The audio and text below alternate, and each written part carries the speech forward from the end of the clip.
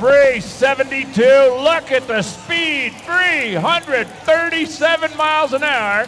And Brittany Force goes to the top with a new track speed record by 7 miles an hour. I don't know where David Grubnick have been hiding that all day. I didn't know until they came on and told me, in my ear that it was a 72. And I asked him again, what was that? I know I misheard you. I mean, we've struggled all weekend. Our best was a 390, and everyone we've been dropping holes, right from the steps. So we've really been struggling. And when they said 372, I thought that can't be right. I'll wait till I get out on the top end and actually look at the sheet. So to make such an improvement like that, we're the first car, right out of the box. To come up here and run for the final qualifying session and make such a move like that. This team needed it. We've been struggling this year, so definitely feels good. With your number one qualifier as well as your funny car mission Too Fast, Too Tasty winner, Mr. Matt Hagan. Hagan, you competed today. You not only won the mission specialty event, but you also collected your 50th number one qualifier here at Bandimere.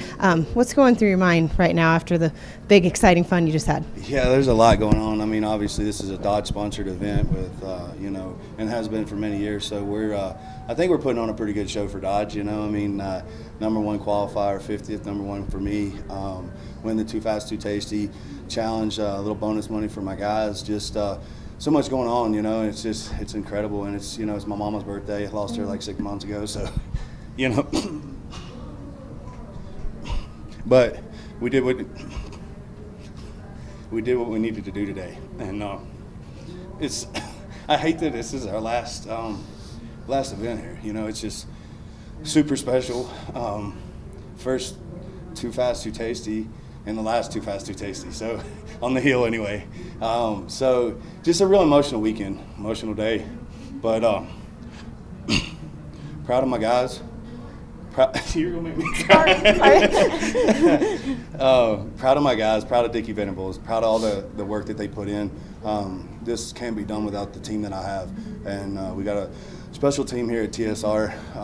They do a great job. Tony provides us with all the stuff we need to go out there and do what we need to and run good. And it's fun out here right now. We're having a great time and just get ready to go up there and have a beer with my guys. In this sport we talk a lot about confidence, and you're an intense guy, but it seems like your confidence usually is pretty up, and I'm sure it's up right now, but is there ever a time where it's not? Yeah, you go through lulls through the season. I mean, when my lights are struggling, and I always feel like I drive the car well, but you're always, reaction times are reaction times. They're not, they're not think times. They're not, and so you're always trying to be on par with that and give your guys the best you can. I mean, I know I had a couple hundreds there against Bob, and it's just one of those things where I just always want to do my job, but sometimes you can get in a hole with that stuff, and you have to learn to crawl back out of it and be positive. And I've been very fortunate to work with some sports psychologists along the way and read a lot of sports psychology books and stuff. And I don't know, I mean, it's funny. One time the guy had me out there playing pretend catch in front of all my peers, and I'm like, I don't want to do this. And he was like, well, you need to do this because you're going to be in an uncomfortable situation and you're going to learn to adapt to it, and no different than high road sports and different stuff like that. So I relate a lot of that stuff to what we do out here, being uncomfortable, rising to the occasion, adapting to that kind of stuff, and being able to crawl all those holes throughout the season when you do have lulls and stuff like that. So it all comes into play, but at the end of the day, my team always picks me up and they tell me how bad I am, and then I work harder, and we go from there. We are joined in the Media Center by your Pro Stock number one qualifier here at Bandimere Speedway, Miss Erica Enders. Erica's time from yesterday of 6.919 at 196.42 miles per hour held up strong today, Saturday at Bandimere. Erica, this is your second number one qualifier of the year. How are you feeling about race day tomorrow? I'm feeling really good. It's always challenging to come up here on the mountain. It's always challenging to come up here on the mountain. Pro stock cars, we're down quite a bit of horsepower, and our shift points come at different increments than normal. So having said all of that, I feel like we performed pretty awesome this weekend, and we're going to try to continue that tomorrow. But to be number one and number two in both of our pro stock cars is pretty awesome.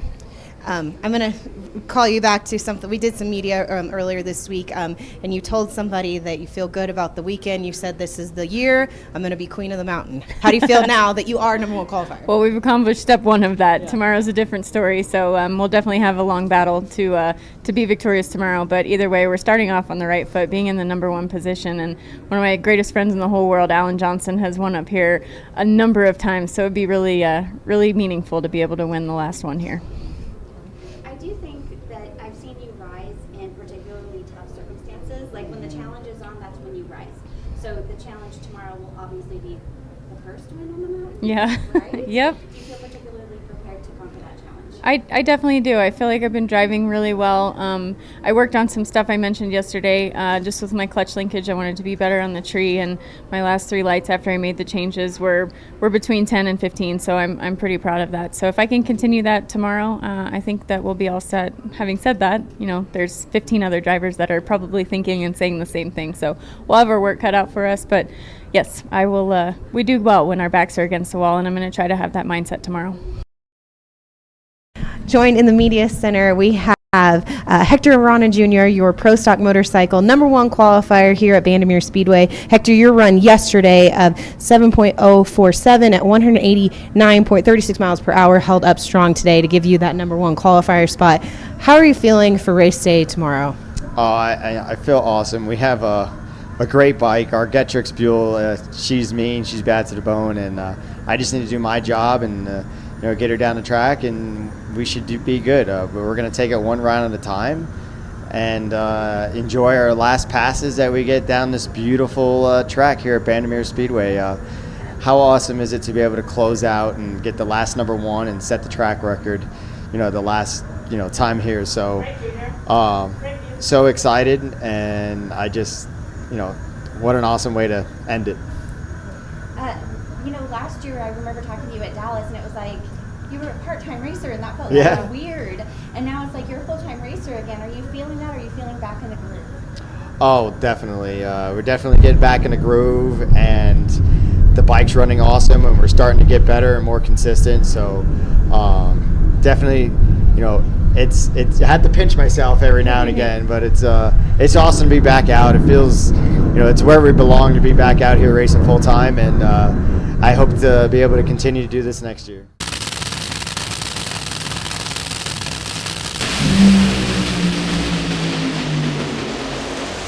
What do you say? 389, and Matt Hagan goes to the number one spot. Yeah, obviously it's an emotional weekend with Dodge having such a long continuing sponsorship here at Bandimere.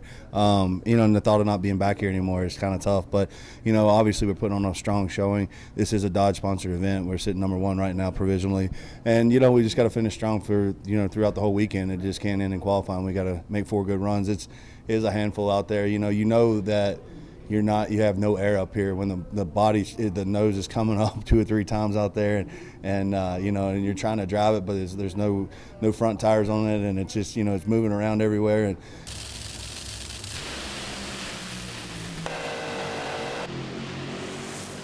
how about 3.783, 327 miles an hour, and Antron Brown goes to the top. The run feels good. Everything's different on the mountain. So when you leave the starting line, you ain't got the snot or the power that you do at all the racetracks you go to. So it takes off kind of like smooth. But then if you got power, because then the car will either start marching or just labor flat. If it labors flat, you're like, oh, this ain't going to be good. But on that last run there, the first run, we had the car tune up the same. And it went out there and just didn't make it through there. I had a little fast shake, and we're just like, well, tonight's going to be better. And Brian and Mark said we're going to leave it alone, and we just gave a little bit more. They gave a little bit more here and there, and it felt real good once we got down the track. We got to half track, and I felt that thing was lit on all 8, and I felt it arch up. I was like, oh, we're on a run. A couple of the elite machines coming at you right here, right now. Hoffman's car hooked to left when he dropped the clutch. Eric is tearing it up down low. Watch the Steelmaster. 691, 195, take JHG to the top. We went up to Wisconsin for C-Tech Manufacturing, which is one of my sponsors, and we had a match race up there. So it was all in good fun, but for myself, I wanted to work on some things with my clutch pedal and my bell housing to try to get better on the tree. So that was kind of what I went to work on. You can't really get ready for this race unless you come to Denver and test, because it's the only track that has these atmospheric conditions. So it's super challenging up here on the mountain, but I'm really excited for our performance so far. See if little Hector can take the top spot back. Again, red lights do not matter. Wow. Hector is ripping it up. 7:04. Hector Arana Jr. has reset the track record at Bandimere Speedway by 0.05 of a second. I mean, so Q1 was an awesome run, and then we definitely saw that there's room for improvement, and we went ahead and made the adjustments that the data's told us to do. So I made those adjustments for the tune-up, and I tell you what, the second I popped the clutch, the bike left so hard, I knew I was on an awesome run. It was like, as long as everything else does what it's supposed to do, the rest of the run, it's going to be fast. I had said I think we can go 7.0s. I didn't think we would have ran a 7.04. I mean, that is just an awesome run, and I'm just so excited to be able to run that number. This operation turnkey in the offseason. Richard's been driving one car. Eric Ander's been driving the other. Mountain Motor Pro Stock, that is bad news for John DeFlorian Jr. When smoke comes out of a Pro Stock car and it's not on a burnout, it's never good. 666.1, 208 miles per hour for Richard Freeman. And John DeFlorian Jr. almost certainly just wounded one. Competition Plus is your go-to source for the latest in drag racing news.